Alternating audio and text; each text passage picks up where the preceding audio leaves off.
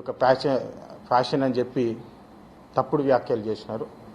Actually చెప్పాలంటే అంబేద్కర్ గారి గురించే, ఆయన కాన్స్టిట్యూషన్ గురించే ఈరోజు డిస్కషన్ ఉన్నది.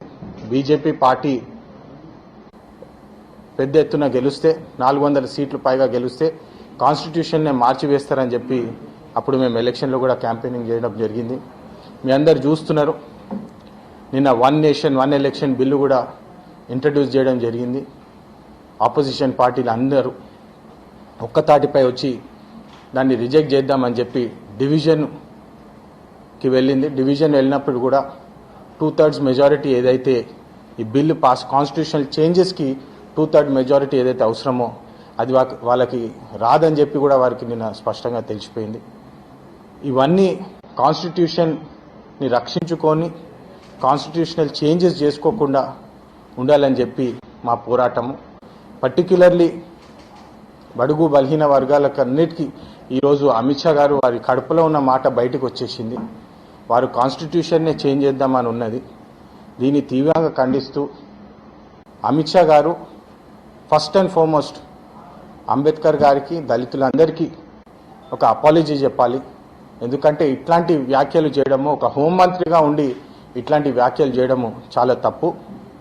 హోంమంత్రిగా ఉండి ఒక కమ్యూనిటీ అగేన్స్ట్ మాట్లాడడము చాలా బాధాకరమైన విషయము. ఇట్లాంటి స్టేట్మెంట్స్ చేసినందుకు అమిత్ షా గారు కూడా రిజిగ్నేషన్ చేయాలి. ఆ పొజిషన్కే ఫిట్ కాదు, వారు హోంమంత్రి పొజిషన్కే రాజీనామా చేయాలని చెప్పి మేము కోరుతున్నాము.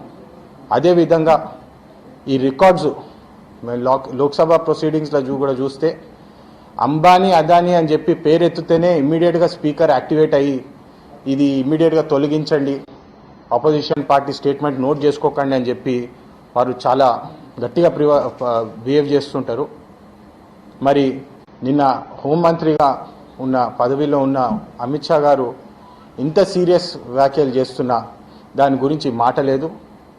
మా ఎల్ఓపి రాజ్యసభలో కూడా ఖర్గే గారు you cannot talk like that అని చెప్పి వాళ్ళు చేతులెత్తి వారు కౌంటర్ ఇవ్వడానికి వారు అవకాశం అడిగినప్పటికీ కూడా అక్కడ స్పీకర్ వారిని మాట్లాడనీయకుండా అమిత్ షా గారే వారిని బేటో ఐసా నై హోగా నై చలేగా అని చెప్పి వారిని కించపరిచి మాట్లాడము చాలా తప్పు. ఇవన్నీ గుర్తు చేసుకుంటూ ఈరోజు మళ్ళొకసారి అందరికీ ఒక భరోసా ఇస్తున్నాను. ఖచ్చితంగా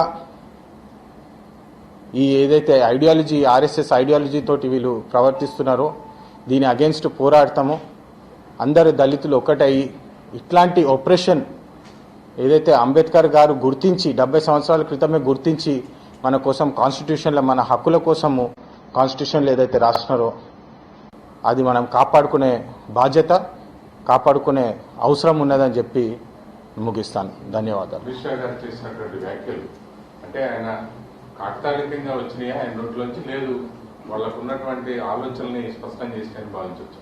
యాక్చువల్లీ డెఫినెట్గా చెప్పాలంటే మీరు గత 10 సంవత్సరాల నుంచి కూడా చూస్తుంటే కూడా పర్టిక్యులర్లీ దళితుల కోసము వారు చేసింది ఏం లేదు. ఇప్పుడు వారు 70 సంవత్సరాల హిస్టరీ తీసుకొని కాంగ్రెస్ మీద బురద జల్లే ప్రయత్నం చేస్తున్నారు. కానీ కాన్స్టిట్యూషన్ రాసింది, కాన్స్టిట్యూషన్ ఎస్టాబ్లిష్ చేసింది అంబేద్కర్ గారు. వారు దళితుల కోసము, బడుగు బలహీన వర్గాల కోసము ఎప్పుడు లుంచొని ఉంటారు. దాని ప్రకారము మీరు హిస్టరీ కూడా చూసుకుంటే స్టెప్స్ కూడా అట్లనే తీసుకున్నారు. కానీ మీరు చూస్తున్నారు అమిత్ షా కానివ్వండి, మోడీ కానివ్వండి, బీజేపీ పార్టీ కానివ్వండి, కేవలము వాళ్ళ దళితులను కించపరిచి అగ్రకులాల కోసమే వారు పనిచేస్తామని చెప్పే వాళ్ళ ప్రయత్నం ఏదైతే ఉన్నదో అది మంచిది కాదని చెప్పి మనం చూడొచ్చు. మరి ఈ వ్యాఖ్యల మీద బీజేపీ అమిత్ షా గారు కూడా ఖండన చేశారు. మీ పార్టీ గతంలో బీజేపీ రిజర్వేషన్లు తొలగించడానికి ప్రయత్నం చేస్తుందంటూ చాలా పెద్ద ఎత్తున దేశవ్యాప్తంగా ఆందోళన చేసింది. సో ఇప్పుడు ఈ అంశాన్ని కూడా అంటే ఆ గతంలో ఇప్పుడు రాజ్యాంగాన్ని తీసుకొచ్చిన అంబేద్కర్ని అవమానించారనేటువంటి అంశానికి సంబంధించి మీరు ఎంపీగా ఉంటున్నారు, మీ పార్లమెంటరీ పార్టీలో ఏమైనా చర్చ జరిగిందా? రాబోయే రోజుల్లో దీన్ని కాంగ్రెస్ పార్టీ ఏ రకంగా ముందుకెళ్ళబోతుంది? లేదండి, ఒకటైతే చాలా స్పష్టంగా తెలుస్తున్నది. మీరు ఈ 1 నేషన్ 1 ఎలక్షన్ బిల్లు ఒక మంచి ఉదాహరణ. ఆర్టికల్ 83, 85 మళ్ళీ 172 ఇవి చేంజెస్ చెయ్యొద్దని చెప్పి కాన్స్టిట్యూషన్లో ప్రొటెక్షన్ ఇవ్వడం జరిగింది. అంటే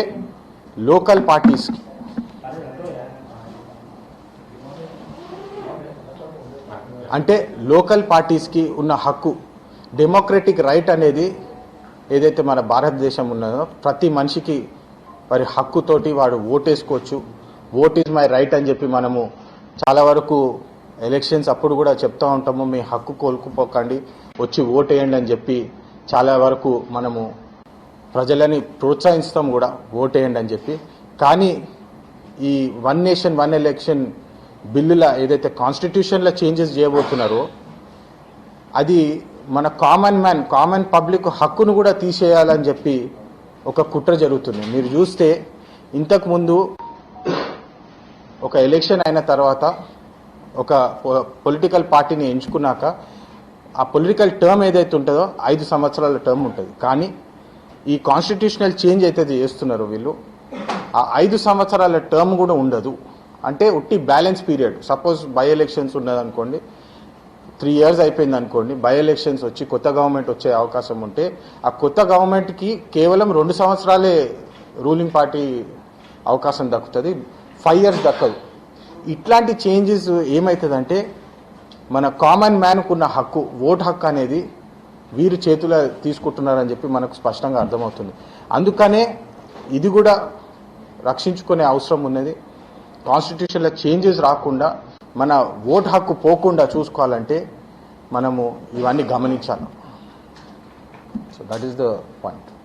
పర్టికులర్గా కాంగ్రెస్ పార్టీ అంబేద్కర్ని అమిత్ షా అవమానించిన అంశాన్ని భవిష్యత్తులో ఏ రకంగా తీసుకోబోతుంది అంటే ఇది నేను ఉట్టి కేవలం కాంగ్రెస్ పార్టీ అంబేద్కర్ గారిని సపోర్ట్ చేసుడు అని చూడండి. మీరు చూసుకుంటే ఈరోజు పొద్దున పార్లమెంట్లో ధర్నా చేసేటప్పుడు కూడా అన్ని పార్టీస్, ఇండియా అలయన్స్లో ఉన్న అన్ని పార్టీసు ఏకమయ్యి ఇది అసలు మంచిది కాదు, ఇట్లాంటి ప్రవర్తన మనకు ఫ్యూచర్లో మన హక్కులే కోల్పోతామని గమనించి అన్ని పార్టీస్ మళ్ళీ కలిసి యునైట్ అయినాయి. లాస్ట్ 2-3 days, లాస్ట్ వారాలు 2 వారాలు ఏదైతే మీడియాలో కూడా చూసినారు మీరు, ఈ పార్టీ ఒప్పుకోవట్లేదు, ఆ పార్టీ ఒప్పుకోవట్లేదు అని చెప్పి. కానీ అంబేద్కర్ గారి మీద మాట్లాడంగానే అందరూ ఒకతాటిపై వచ్చి కాన్స్టిట్యూషన్ మీద మన రక్షణ కవచం లెక్క ఉన్నది కాన్స్టిట్యూషన్, దాన్ని మార్చొద్దు, ఒక కుట్ర జరుగుతుందని చెప్పి గమనించి ఇప్పుడు అందరూ ఒకతాటిపై ఉన్నారు. దాన్ని ఖచ్చితంగా పోరాడతామని చెప్పి మనకు తెలుస్తుంది. ठीक है, any other questions, anything? Thank you.